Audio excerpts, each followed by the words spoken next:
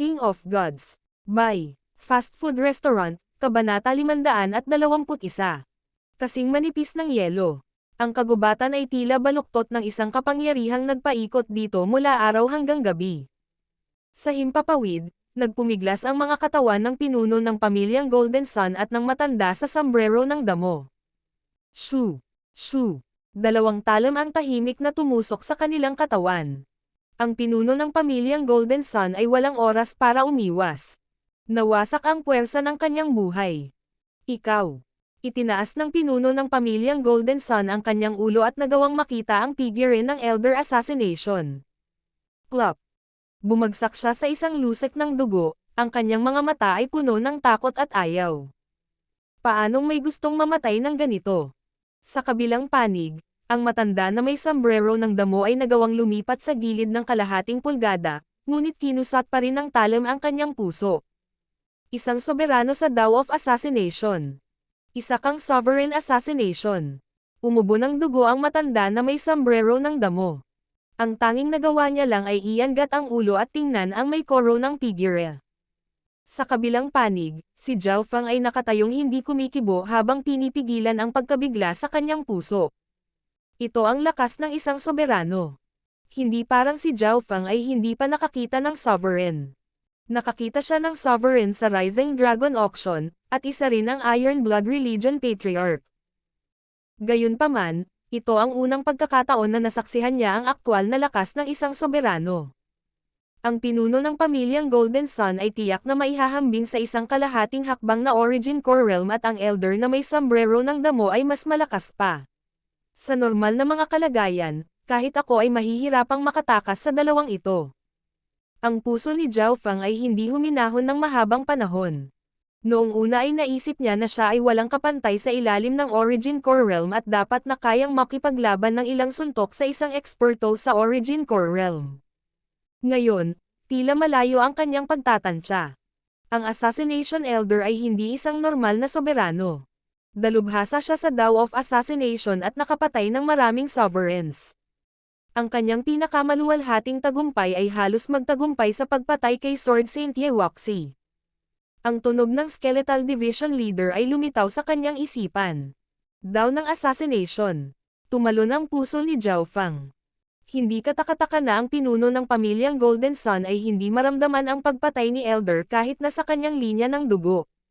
Ang dalawa mula sa pamilyang Golden Sun ay hindi nakaiwas habang pinutol sila ng Sovereign na parang labanos.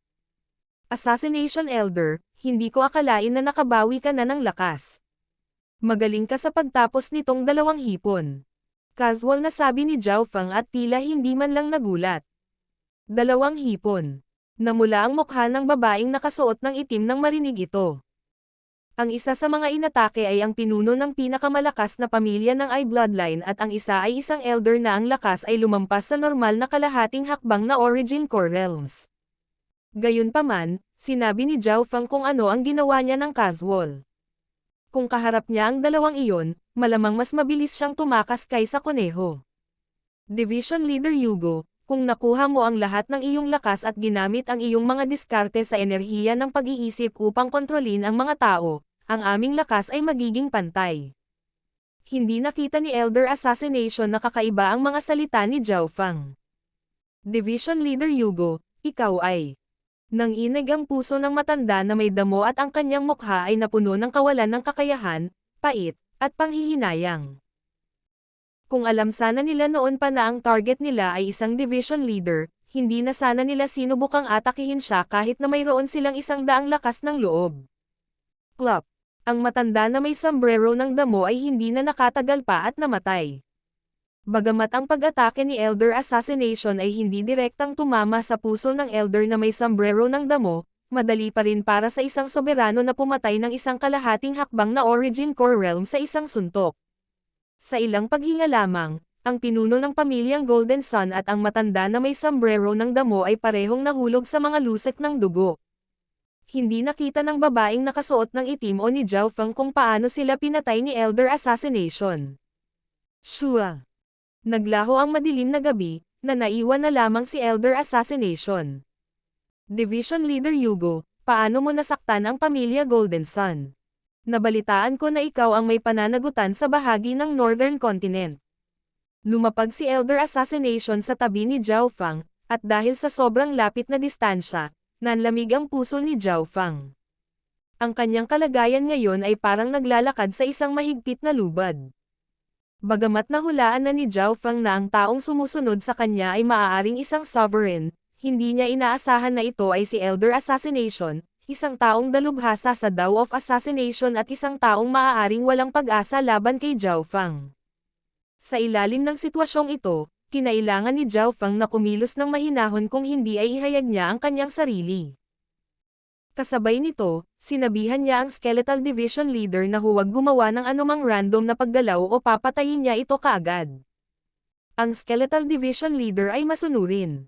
Alam nitong mas mabilis itong patayin ni Zhao Fang kaysa sa maaaring patayin ni Elder Assassination kay Zhao Fang. Ang sitwasyon sa Northern Continent ay hindi masyadong maganda.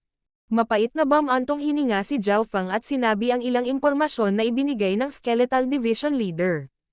Mas malaki pa ang pressure na kinakaharap ng Middle Continent. Umiling si Elder Assassination. Nalaman din ni Zhao Fang ang ilang impormasyon mula kay Elder Assassination. Ang Middle Continent ay isang napakahalagang lugar sa plano ng Scarlet Moon Demonic Religion, at karamihan sa mga eksperto nito ay narito. Ginawa ang lahat upang harapin ang isang napakalaking puwersa, ang Sagradong Alyansa. Ay oo, may isa pang division leader sa malapit. Gusto mo ba siyang makilala? Higit pa rito, ang Patriarch ay nasa Middle Continent din at malapit nang umalis sa pag-iisa. Ang sinabi ni Elder Assassination ay nagpalundag sa puso ni Zhao Fang. Siya ay aksidenteng nakapasok sa gitnang punong tanggapan ng Scarlet Moon Demonic Religion. Dahil alam niya na ang Patriarch ng Scarlet Moon Demonic Religion ay nasa Middle Continent din, nagkaroon si Zhao Fang na agad na tumakas, ngunit alam niyang hindi siya maaaring magpanik. Gusto ko talagang makilala si Patriarch, pero kung hindi ko muna aayusin ang gulo sa Northern Continent, ang magiging resulta ay hindi lubos maisip. At saka, kailangan kong mabawi agad ang lakas ko. Walang magawang sinabi ni Zhao Fang habang tinanggihan lahat ang mga mungkahi ni Elder Assassination. Nako, hindi masama na unahin mo ang kabuuang sitwasyon. Hindi pinilit ni Elder Assassination si Zhao Fang. Pagkatapos noon, nagpalitan ng lihim ang dalawang figure sa kagubatan.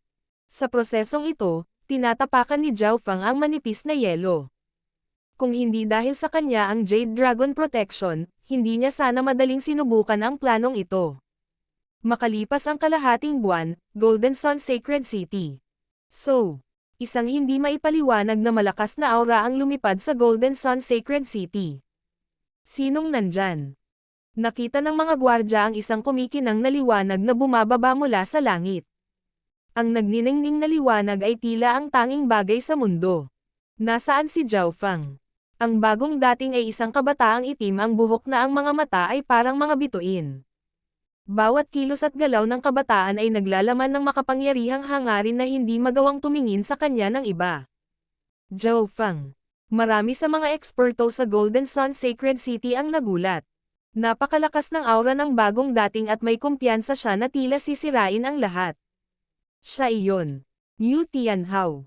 May bumulalas nang makilala nila ang pagkakakilanlan ng kabataan, at nagkagulo ang Golden Sun Sacred City.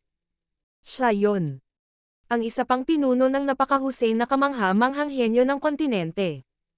Kakaalis lang namin ng bangungot na iyon, kalahating buwan na ang nakakaraan at isa pa ang lumitaw. Ang mga miyembro ng pamilyang Golden Sun ay nadama na walang magawa. Kalahating buwan na ang nakalipas, inalis ni Zhao Fang ang kanilang titulo ng pinakamalakas na ay bloodline ng kontinente. Isa na itong kritikal na hit para sa pamilyang Golden Sun, at ngayon ay lumitaw ang isang taong kapantay ni Zhao Fang. Sa mga tuntunin ng katanyagan, nalampasan ni Yu Tianhao si Zhao Fang. Yu Tianhao, tapos na ang Tea Party. Isang bahagyang galit na boses ang tumunog mula sa loob ng Golden Sun Sacred City. Shua. Lumitaw sa ere ang isang kabataang may gininto ang buhok at may ikatlong mata sa noo. Ito ay ang Three-Eyed Saint. Pagkatapos matalo, ang kanyang saloobin ay bastos at walang nang-ahas na saktan siya. Mahigit 100 tao na ang napatay niya. Sa makatuwid, Sa ikalawang pagpapakita ng Three-Eyed Saint, tumahimik ang lahat. Ang Three-Eyed Saint ay hindi nagbigay ng anumang mukha kay Yu Tianhao. Ang tanging kalaban ng Three-Eyed Saint sa Tea Party ay si Yu Tianhao, ngunit hindi man lang siya nagpakita. Ang pagkatalo ng Three-Eyed Saint kasama ang hindi malaman na kinaroroonan ng kanyang ama ay nagkompress ng kanyang galit. Ikaw ang Three-Eyed Saint. Naningkit ang mga mata ni Yu Tianhao at tila alam niya ang pangalan ng kabataang ito. Malamig na bamulong ang Three-Eyed Saint. Yu Tianhao, lumamig na ang tsaa mula sa Tea Party. Sa tingin mo ba madali akong mabuli? Darating upang hamanin ako pagkatapos ni Zhao Fang. Hindi. Umiling si Yu Tianhao at mahinang sinabi. True Dragon Tea Party. Hindi ako interesado dyan. Nandito ako para kay Zhao Fang. Siya lang ang kalaban ko. Nang marinig ito, halos sumabog sa galit ang Three-Eyed Saint na kakatahimik lang. Katawa-tawa. Mayabang. Si Zhao Fang ay dumating na may mapagpakumbaba na saloobin upang matuto, samantalang si Yu Tianhao ay mayabang lamang. May nakakaalam ba kung saan nagpunta si Zhao Fang? Sinulyapan ni Yu Tianhao ang mga tao, ngunit walang nang ahas na sumagot sa kanya sakaling maparusahan sila ng Three-Eyed Saint. Hindi na nanatili si Yu Tianhao. Tumalikod siya habang bumubulong sa sarili. Kung gayon, pupunta ako sa Canopy Great Country. King of Gods, Kabanata 522. Ligtas na pagbabalik. Nang makitang hindi siya makakakuha ng sagot, umalis si Yu Tianhao sa Golden Sun Sacred City. Tumalikod na lang siya at umalis. Nagulat ang mga tao sa lungsod. Tila hindi interesado si Yu Tianhao sa Tea Party o kahit sa Three-Eyed Saint. Gusto mong umalis ng ganon-ganon lang. Lumitaw ang galit sa mga mata ng Three-Eyed Saint. Ang pakiramdam ng minamaliit ay nag-alab sa kanyang galit. So, sa malamig na singhap, hinabol niya si Yu Tianhao habang ang isang nagniningning na liwanag ay nagmula sa kanyang katawan. Anong ginagawa mo? Huminto si Yu Tianhao sa hangin at malamig na tumingin sa Three-Eyed Saint. Yu Tianhao, hindi pa rin tayo nag-aaway, ikaw at ako. Isang gintong sinag ng liwanag ang sumilay mula sa katawan ng Three-Eyed Saint nang bumukas ang kanyang ikatlong mata. Ang transparent na gininto ang aura ay damaloy sa hangin. Napakalakas ng aura na kahit ang mga normal na napakahusay na kamanghamanghang henyo ay hindi ito magagawa ng direkta. Karapat-dapat ka talagang manalo sa Sacred True Dragon Gathering ng 2 beses, ngunit hindi na ito ang iyong panahon. Higit pa rito, ang pamilyang Golden Sun ay natalo ng aking pamilyang Yu sa nakalipas na ilang daang taon. Nanghihinayang sabi ni Yu Tianhao. Walang muwang na brat. Noong walisin ko ang Sacred True Dragon Gathering, sinusubukan mo pa ring malaman kung paano isusuot ang iyong pantalon. Tumawa ang Three-Eyed Saint sa halip na magalit. Kahit na narinig na niya kung gaano ka-arrogant si Yu Tianhao, nagulat pa rin siya sa katotohanan. Kailangang malaman ng isa na ang Three-Eyed Saint ay ang nanalo sa 2 Sacred True Dragon Gatherings bago si Yu Tianhao, at maaari siyang ituring na senior ni Yu Tianhao. Ang kanyang paglilinang at kaalaman ay parehong mas mataas kay Yu Tianhao. Kung ganoon, maglaban tayo. Malutong na sabi ni Yu Tianhao habang naglalabas siya ng matinding hangarin sa labanan. Halatang alam niya ang pangalan ng Three-Eyed Saint at alam niyang karapat-dapat ang huli na maging kalaban niya. Bawiin ko ang kaluwalhatian ng pamilyang Golden Sun. Ang bloodline ng Three-Eyed Saint ay nag-apoy habang ang kanyang ikatlong mata ay nakalock kay Yu Tianhao. Ang katawan ni Yu Tianhao ay naging mas mabigat dahil ang espasyo ay tila pinaghihigpitan ng ilang uri ng kapangyarihan. Golden Void Dragon Sun Claw. Ang kamay ng Three-Eyed Saint ay nakaunat, kumikinang ng ginto. Ang nakamamanghang claw ay tila nagpang-inag sa kalawakan at, kasama ng paghihigpit ng kanyang Sacred Eye Bloodline, ito ay bumuo ng isang perpektong pag-atake. Kahit na ang pinakamataas na True Lord rank ay maaantig sa pag-ataking ito, hindi ito kayang harapin. Si Yu Tianhao ay nakatayong hindi gumagalaw, hindi gumagawa ng anumang senyales upang umiwas. Parang baliwala lang na ikinulong siya ng bloodline ng Sacred Eye. Break. Nang walang pag-iisip, itinulak ni Yu Tianhao ang kanyang palad. Isang kislap ng kamangha-manghang liwanag ang nagmula sa kanyang palad. Tila naging sentro ito ng mundo, na parabang nagawa nitong durugan ang lahat ng tinatahak nito. Kung naruroon si Zhao Fang, matutulala siya.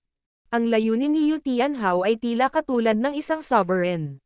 Gayunpaman, ang layunin ni Yu Tianhao ay kumakatawan sa kanyang katawan, simple at prangka. Bam! Crack! Isang malakas na pagsabog ang tumunog, at lahat sa loob ng Golden Sun Sacred City ay nakaramdam ng isang alon ng buhangin at alikabok na pumutok sa kanila. Plop! Plop! Plop! Ang ilan sa mga manunood ay pinalipad sa pamamagitan ng bug zone ng hangin mula sa sagupaan, at ang mga manunood ng True Spirit Realm ay napabuntong hininga habang nakatingin. Sa hangin, ang gininto ang kuko ng Three-Eyed Saint ay agad na nabasag. Wow! Ang Three-Eyed Saint ay umatras ng ilang hakbang at iniluwa ang isang subo ng dugo sa hindi makapaniwala, unparalleled battle technique. Hindi, tila pinagsanib mo ang layunin ng ilang mana. Three-Eyed Saint, kung hindi mo gagamitin ang iyong tunay na kakayahan, hindi ka magkakaroon ng pagkakataon mamaya. Ngumiti si Yu Tianhao. Huminga ng malalim ang Three-Eyed Saint na may tame time na ekspresyon. Bago ang laban, naisip niya na medyo mahina si Yu Tianhao kaysa kay Zhao Fang dahil wala siyang napakapangit na bloodline tulad ng huli, kaya dapat mas mataas ang tsansa niyang manalo. Noong nag-away sila, tunay na naunawaan ng Three-Eyed Saint kung gaano katikat si Yu Tianhao at ang pamilya Yu. Hindi nakakagulat na ang kanyang ama at mga ninuno ay pinigilan ng pamilya Yu. Kahit si Zhao Fang ay hindi kayang talunin si Yu Tianhao sa panahon ng Sacred True Dragon Gathering.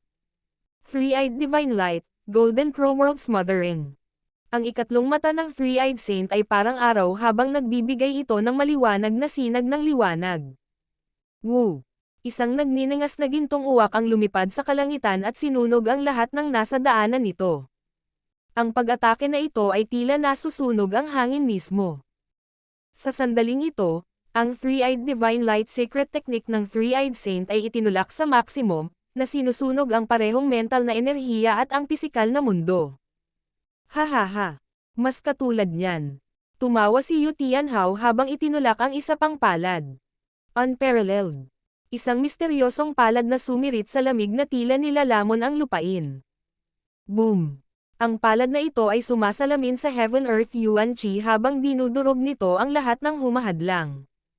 Anong nangyayari? Napabuntong hininga ang mga eksperto sa Golden Sun Sacred City habang tumatalon ang kanilang mga puso. Lahat sa loob ng ilang milya ay natatakpan ng palad. Pati ang buwan at mga bituin ay tila nilalamon, nawalan ng liwanag.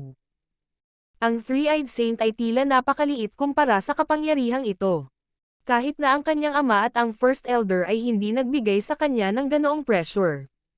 Bagamat ang Three-Eyed Divine Light ay maaaring magwatak-watak ng anuman, ang kanyang pag-atake ay naharang ng mga layer ng nangingibabaw na puwersa. Ang mas nakakatakot ay ang palad ni Yu Tianhao ay naglalaman pa ng isang malakas na enerhiya sa pag-iisip na dumurog sa kakayahan ng kanyang Three-Eyed Divine Light sa pagpapakalat ng enerhiya ng kaisipan. Bam! Sa harap ng palad na ito, ang Three-Eyed Saint ay hindi tumagal ng higit sa 2 paghinga bago siya pinalipad. Teng! So! Wow! Ilang beses na bumaligtad ang kanyang katawan sa hangin at nagluwa siya ng mga subo ng dugo. Halos mabaliw siya sa sakit na nagmumula sa buong katawan niya. Paano ito magiging lakas ng isang tao sa True Lord rank? Bagamat ang kanyang cultivation ay halos nasa huling yugto na True Lord rank, walang mental energy o layunin sa ilalim ng Origin Core Realm ang may kukumpara sa kanya. Natigilan ang Three-Eyed Saint. Ang pagkakaiba ng cultivation sa pagitan ng dalawa ay hindi malaki, ngunit ang unparalleled ni Yu Tianhao ay ganap na dinurog ang kanyang Three-Eyed Divine Light. Matapos umatras ng ilang daang yarda, nagawa ng Three-Eyed Saint na patatagin ang kanyang katawan. Ang kanyang mukha ay maputlang puti, at maging ang kanyang Sacred Eye Bloodline ay tila nahaharap sa isang uri ng mental energy attack. Hindi ikaw ang aking kapareha, kahit na ikaw ay nasa iyong tuktok. Mahinang sabi ni Yu Tianhao. Malinaw na nakita niya na bahagyang nasugatan ang bloodline power ng Three-Eyed Saint.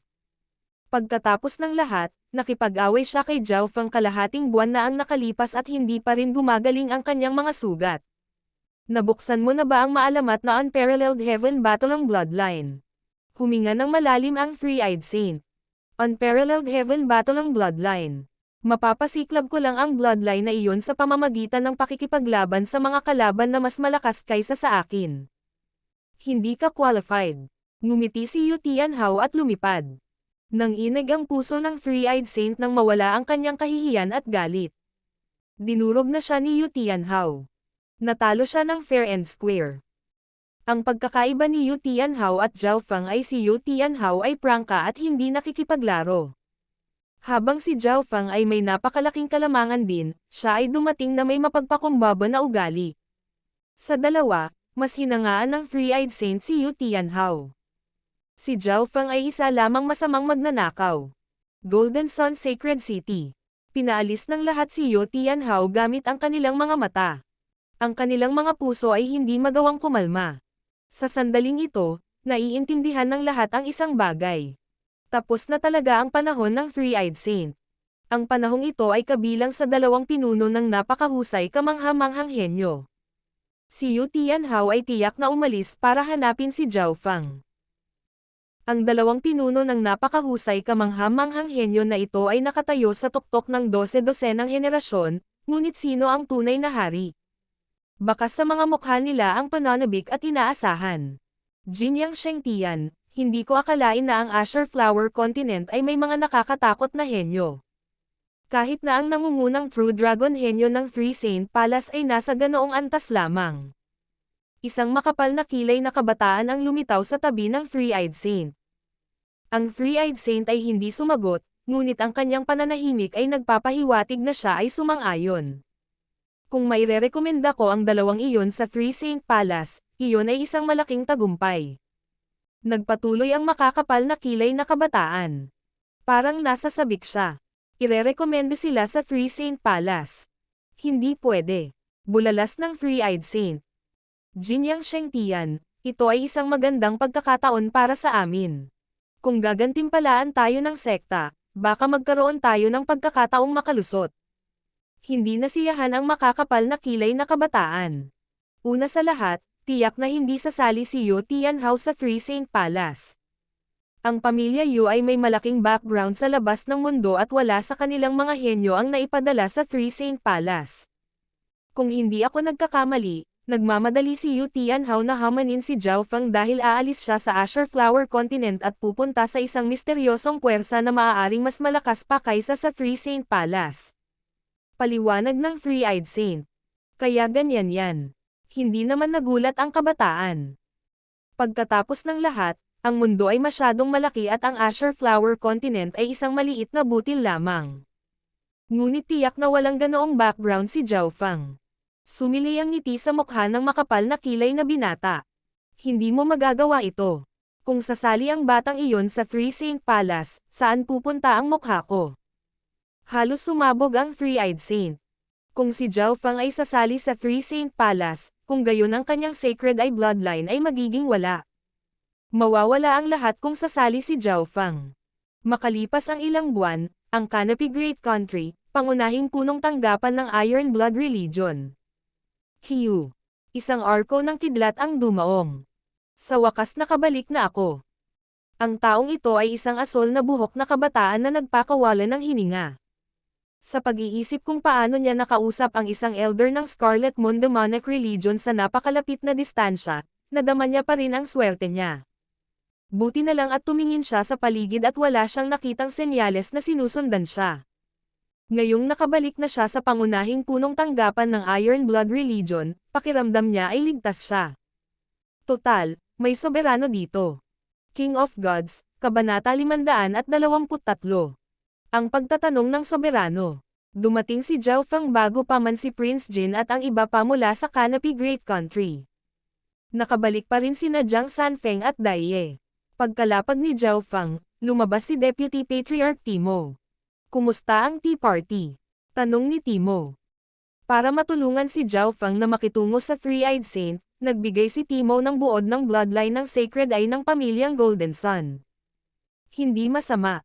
Isang ngiti ang lumitaw sa mukha ni Zhao Feng habang kinukwento niya ang nangyari sa Tea Party. Tuwang-tuwa si Timo matapos niyang marinig ang, "Hindi ko akalain na ang titulo ng pinakamalakas na ay bloodline ng kontinente ay magbabago dahil sa iyo. Biglang naalala ni Zhao Feng na ang pinuno ng pamilyang Golden Sun at ang kanilang First Elder ay hinabol siya at pinatay ng Elder Assassination. Dapat ko bang sabihin iyon kay Timo? Habang nag-aalangan si Zhao Feng, isang boses ang tumunog sa tabi ng kanilang mga tainga. Zhao Feng. Timo. Patriarch Hong. Tumalon ang puso ni Zhao Feng. Muntik na niyang makalimutan kung sino ang tunay na pinuno ng Iron Blood Religion. Pagkaraan ng ilang sandali, nakilala ni na Zhao Feng at Timo si Patriarch Hong sa palasyo sa ilalim ng lupa. Namumula ang mukha ni Patriarch Hong at hindi moari ang kanyang aura. Ang kanyang bawat kilos at galaw ay tila sumasalamin sa Heaven Earth Yuan Qi, at ang kanyang layunin ay maraming beses na mas malakas kaysa sa isang True Lord rank. Zhao Feng, hindi ko akalain na kaya mong talunin ang Three-Eyed Saint at makuha ang titulo ng pinakamalakas na bloodline ng kontinente. Pinuri ni Patriarch Hong. Ang Patriarch at ang Deputy Patriarch ay labis na nasiyahan kay Zhao Feng. Masasabing ang kabataang nakatayo sa kanilang harapan ay ang pinakatalentadong bloodline genius sa kontinente. Kahit na ang 10 major forces ay gagawin ang kanilang makakaya upang palakihin ang gayong kamangha-manghang henyo. Patriarch Hong, may kailangan ka pa ba? Ininspeksyon ni Zhao Feng si Patriarch Hong at nalaman na halos gumaling na ang kanyang mga sugat. Sa sandaling muling lumitaw ang soberanong ito, wala nang ibang boses sa Canopy Great Country. 70 hanggang 80% ng aking lakas ay nakabawi at ako ay pupunta sa Sacred Alliance sa loob ng ilang buwan. Naisip mo ba yung sinabi ko noong nakaraan? Nakangiting tanong ni Patriarch Hong. Anong sinabi niya noong nakaraan? Hindi nagtagal ay naalala ni Zhao Feng kung ano iyon. Zhao Feng, ang pagsali sa Three Saint Palace ay magiging kapakipakinabang para sa iyo at sa Iron Blood Religion. Kailangan mong maunawaan na ang mga isla sa malapit, kabilang ang Azure Flower Continent, ay pinamumunuan ng Three Saint Palace. Nagbabala si Timo. Nang marinig ito, nagsimulang mag-alinlangan at magpumiglas si Zhao Feng. Nagkatinginan sina Patriarch Hong at Timo. Zhao Feng, mayroon ka bang isang bagay na hindi mo masabi? Tanong ni Patriarch Hong. Pagkatapos ay sinabi ni Zhao Feng sa kanila ang tungkol sa sitwasyon kay Liu Quixen.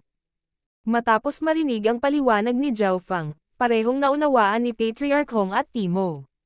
Si Liu Qixen ay fiancé ni Zhao Feng, kaya makatwiran na susubukan niyang hanapin ang Sky Saint Qin inheritance sa hinaharap.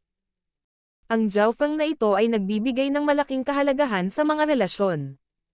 Nagkatinginan sina Patriarch Hong at Timo at bumantong hininga.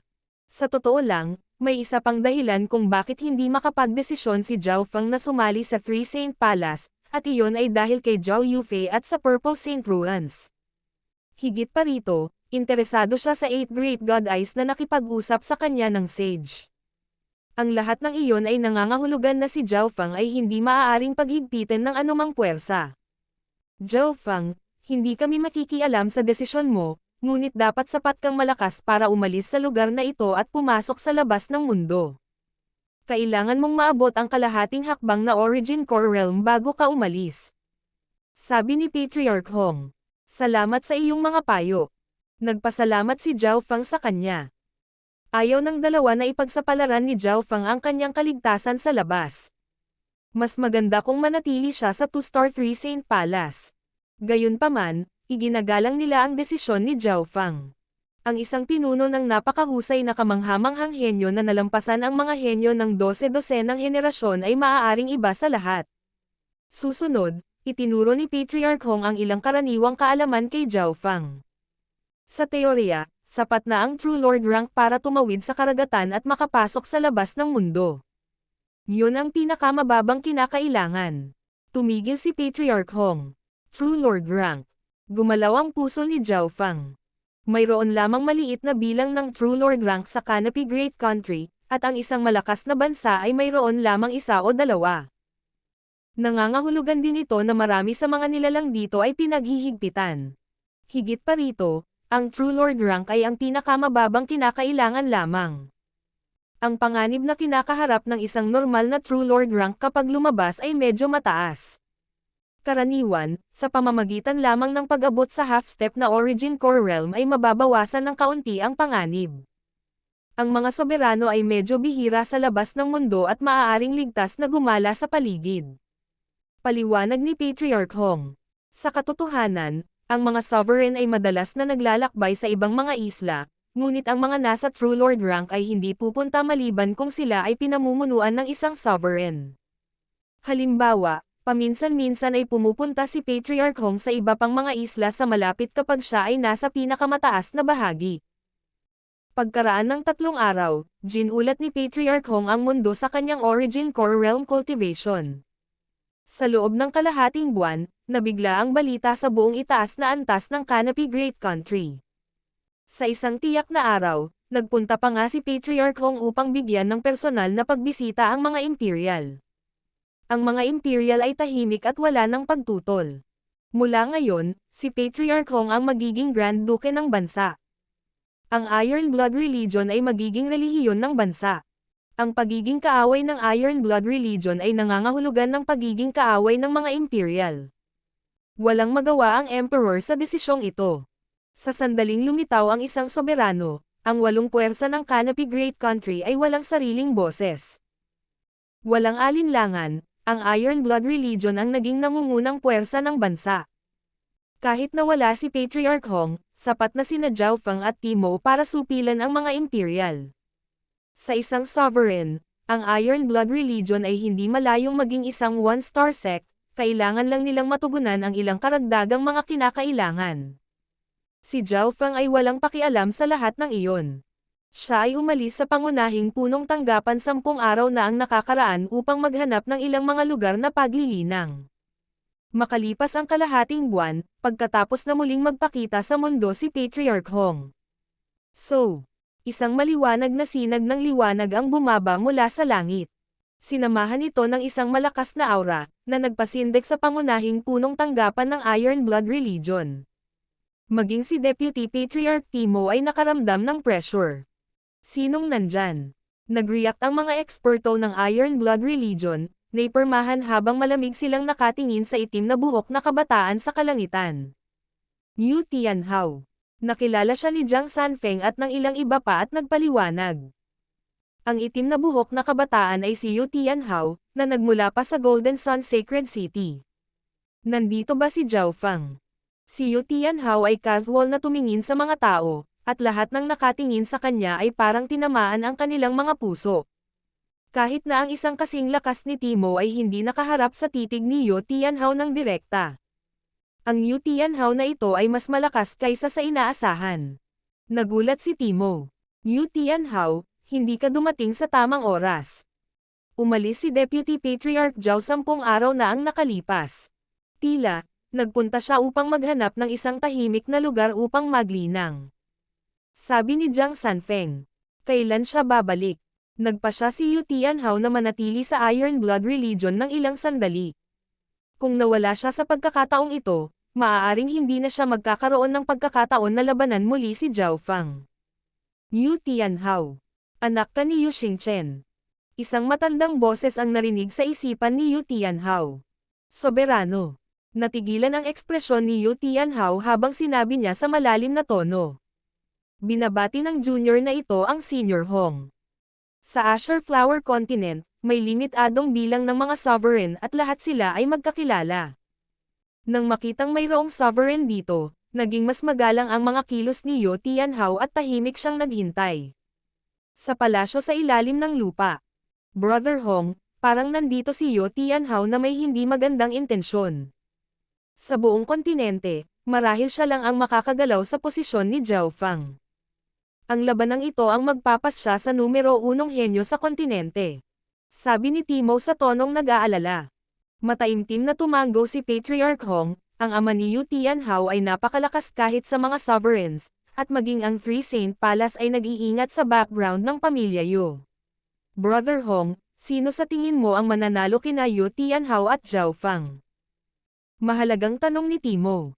Kung hindi pa sinindihan ni Yu Tianhao ang kanyang unparalleled Heaven Battle bloodline, mayroon lang siyang 40% tsansa na manalo laban kay Zhao Feng.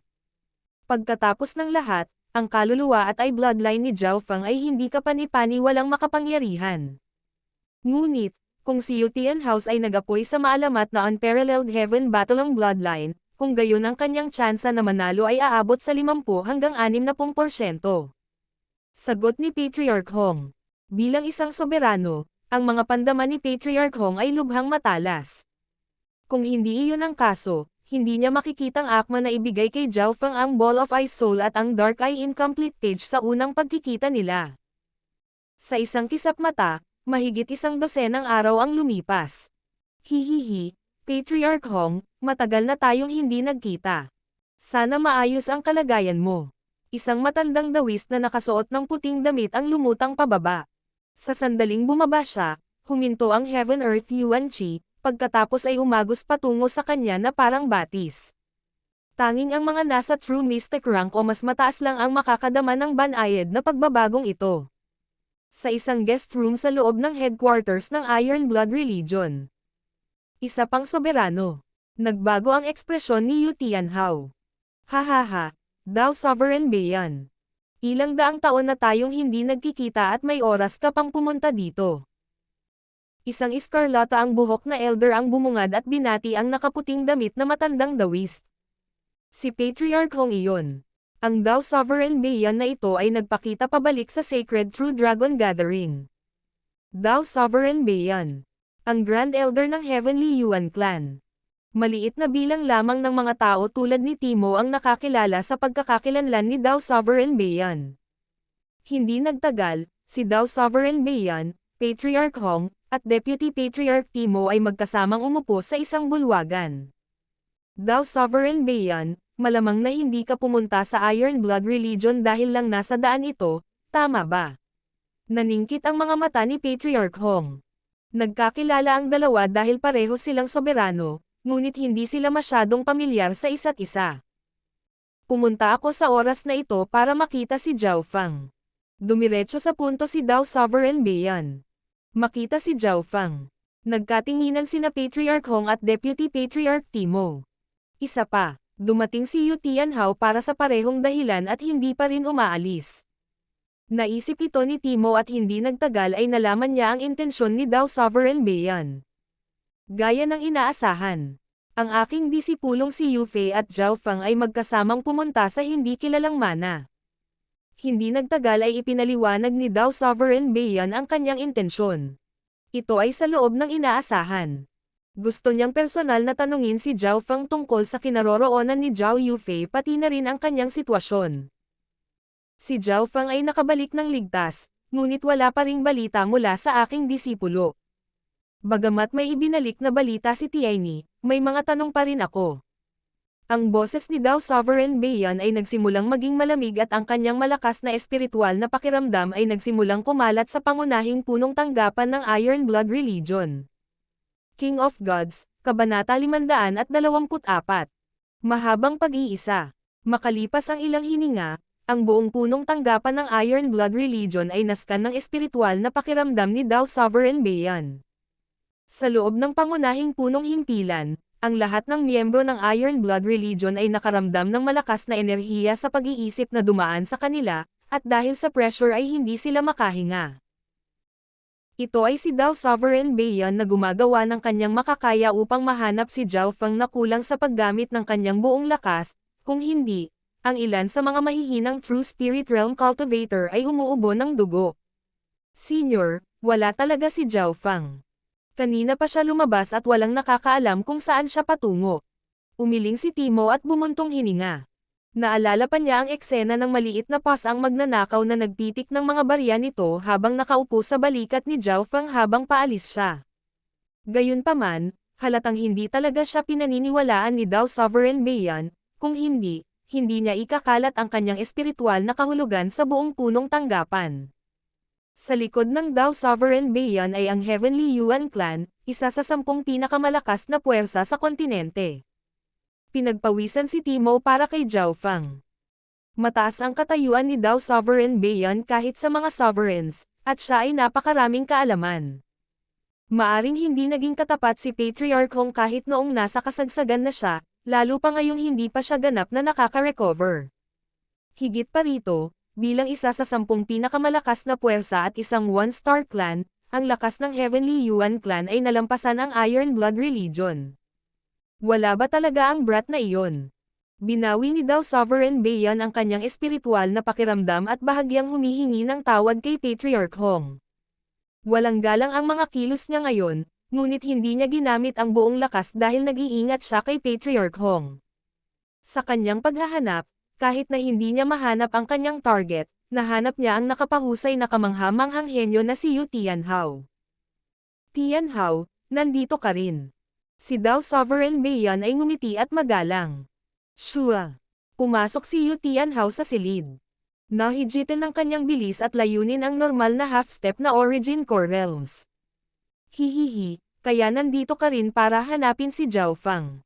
Nagulat si Dao Sovereign Beiyan nang matanggap niya ang kanyang sagot.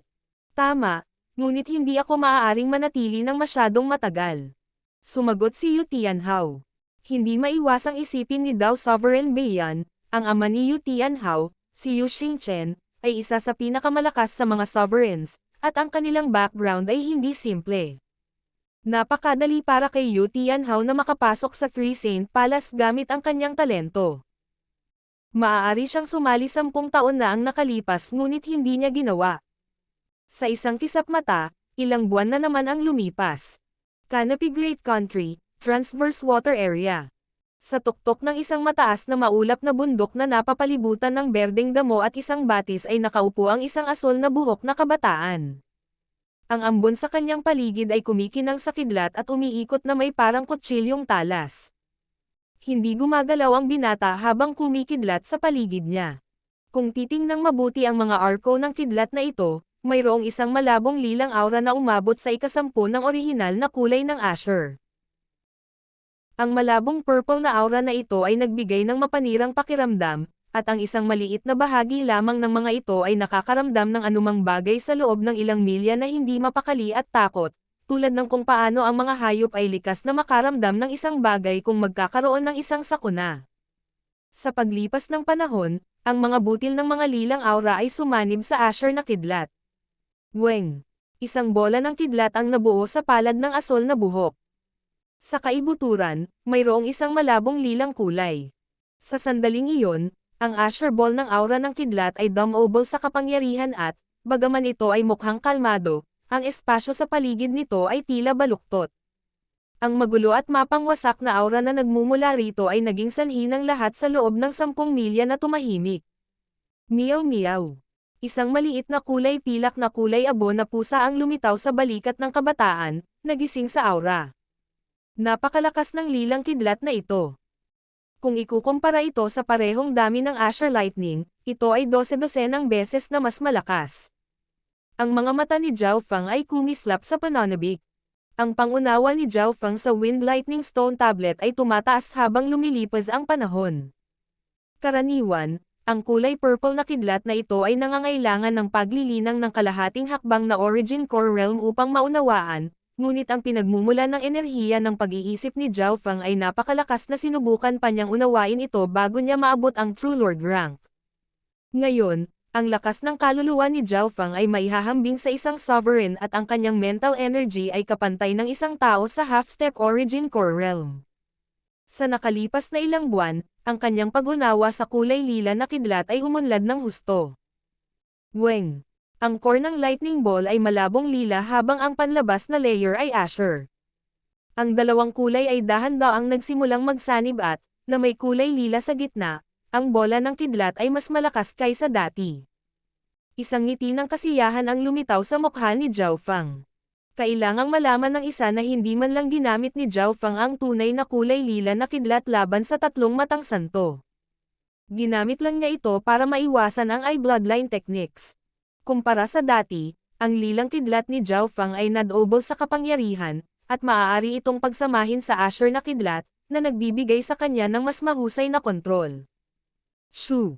Ikinaway ni Zhao Fang ang kanyang kamay at ang purple na aura sa gitna ng bola ay agad na nawala. Mahigit 2 buwan na akong naglilinang pagkatapos lumabas si Patriarch Hong.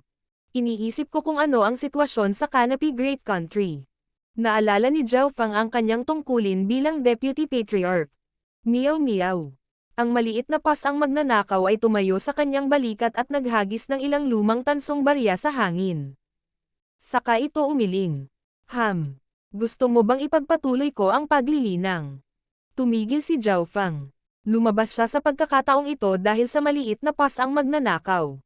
Naniniwala siya sa kakayahan ng maliit na magnanakaw na pusa na maiwasan ang panganib at kasawian.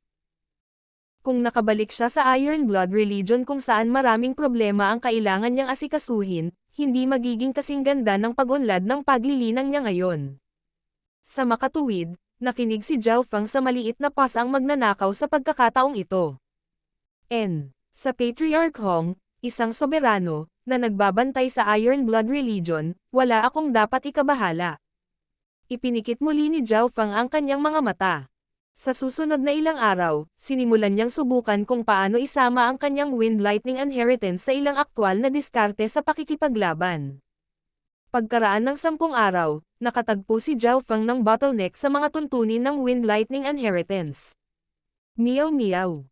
Inihagis ng maliit na pas ang magnanakaw ang kanyang mga barya at muling umiling. Mabuti. Nagpalit siya ng direksyon at pinagsanib ang kanyang kamalayan sa Ice Imperial Spear. Sa pagkakataong ito, nakatuon siya sa kanyang bloodline power at naiintindihan ang nilalaman ng Ice Imperial Spear. Makalipas ang 1 buwan, nagpakawala ng mahabang hininga si Zhao Fang. Nang imulat niya ang kanyang mga mata sa pagkakataong ito, may isang malakas na paniniwala na kumikinang mula sa kanila. Ito ang unang pagkakataon na si Zhao Fang ay talagang pumasok sa pag-iisa sa loob ng 3 o 4 na buwang sunod-sunod. Hindi pa ako nag-iisa ng ganoon katagal. Nagsimulang isipin ni Zhao Fang ang nakaraan. Hindi man lang siya inabot ng kalahating taon para mag-cultivate mula sa 2nd rank ng Consolidated Realm hanggang sa 7th rank. Meow meow. Inihagis ng maliit na pas ang magnanakaw ang mga lumang barya nito at inirekomenda pa rin si Zhao Fang na huwag bumalik sa Iron Blood religion.